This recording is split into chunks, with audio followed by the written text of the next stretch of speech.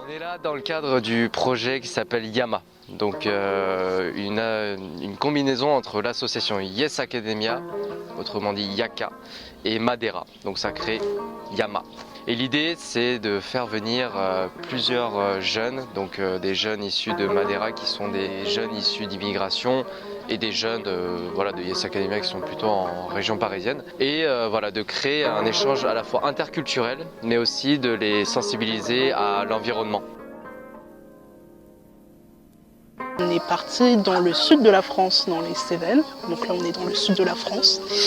Et on est dans un écolieu qui s'appelle Itzkamondo. C'est le monde de demain. Voilà, donc je dirais que pour me présenter, ça a été ma passion, la science de l'écologie, la découverte de la nature et le partage autour de ces considérations.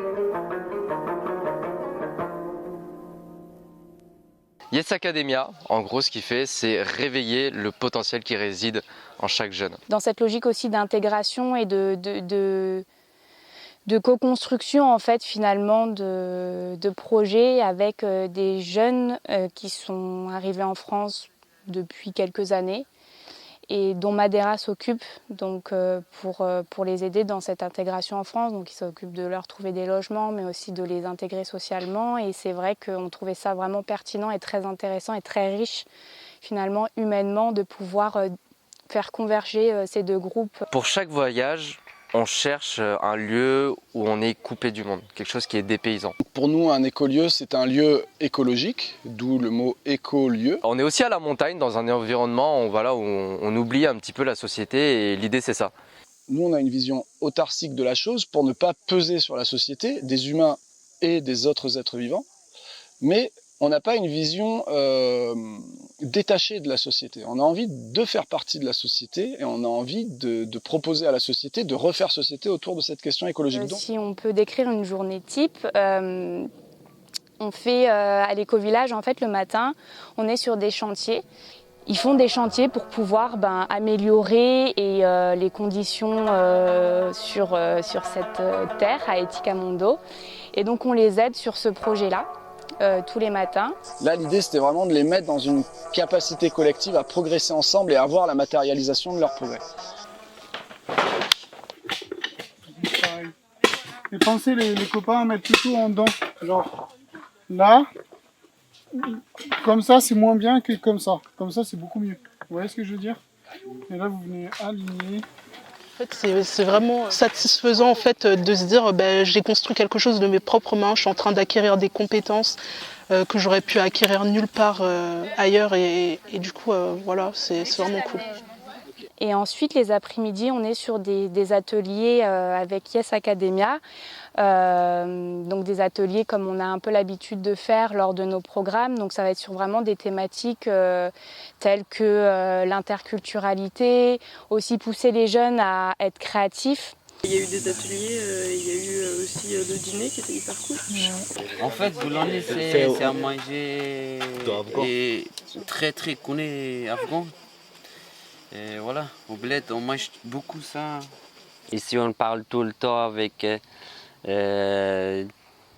n'importe qui. Et je pense que je parle un peu à l'aise. On a observé qu'il y en avait beaucoup qui s'étaient réveillés et se sont vus insuffler l'envie d'entreprendre. Donc pour entreprendre, je me suis dit pourquoi pas leur donner les premières billes, le b.a.-ba de la gestion de projet. Et donc aujourd'hui, ils savent analyser un contexte, un environnement, les forces et faiblesses, etc.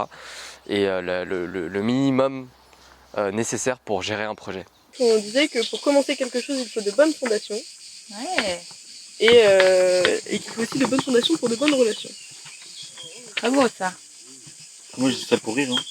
Ah, mais on l'a quand même noté. On est un groupe très divers, culturellement parlant.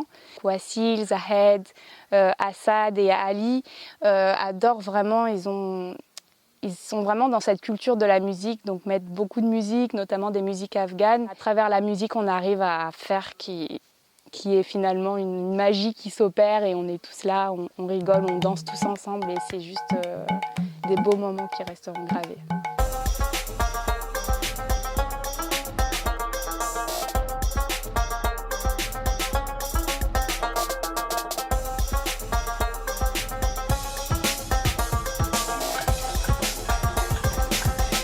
L'écart de culture n'est pas si différent, vu que c'est des personnes totalement ouvertes, qui sont juste adorables, prêtes à s'amuser, qui ont vécu peut-être des choses beaucoup plus dures que nous-mêmes dans notre propre vie.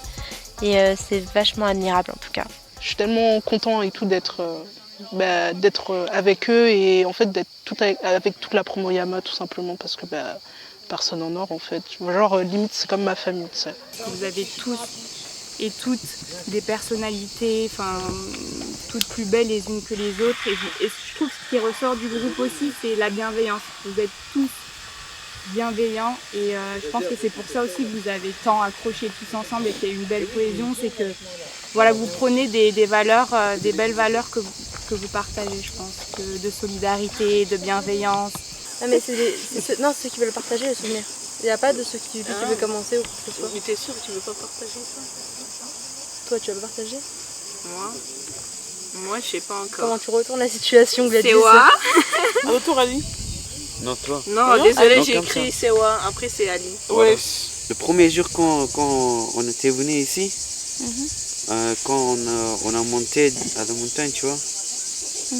Ouais, c'est ça que j'ai aimé bien. Parce que c'est la première fois que j'ai monté la montagne en France. Et oui. En fait, c'est le fait de devoir passer toutes ces épreuves ensemble. Ça nous a forgé et en fait, on n'a pas le choix. Tu vois, par exemple, s'il y a quelqu'un qui est faible dans le groupe, on n'a pas d'autre choix que de l'attendre. C'était il y a quelques jours et tout, Margot, elle était malade. Et du coup, on lui a fait un câlin collectif, ça, j'ai trouvé ça cool. Au-delà des différences culturelles, ça reste des jeunes qui ont envie aussi de rencontrer de nouvelles personnes et dans un univers et dans un cadre totalement insolite.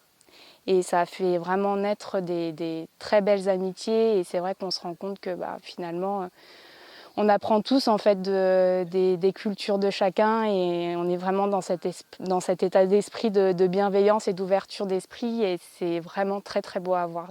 Il y a des choses que j'ai apprises ici que je vais sûrement remettre, que je vais me réapproprier et mettre en pratique une fois arrivé à Paris. Pour réveiller leur potentiel, ils doivent d'abord se connaître soi. Et se connaître soi, c'est aussi de se mettre dans des environnements différents pour voir comment nous, on réagit.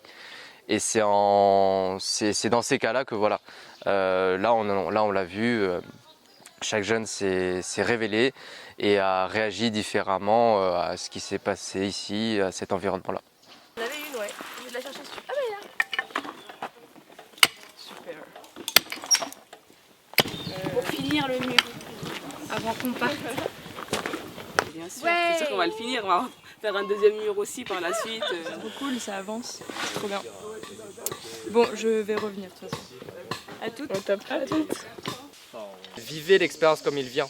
Celle-ci, comme les autres, qu'elle soit difficile, voilà, ça fait partie d'une expérience. Faites confiance en l'expérience même, faites confiance et surtout à vous. Je pense qu'on peut aussi remercier le staff d'avoir tout donné, d'avoir été au maximum et d'avoir fait partie un peu des lauréats, le staff. On l'a vu dans les réunions, etc.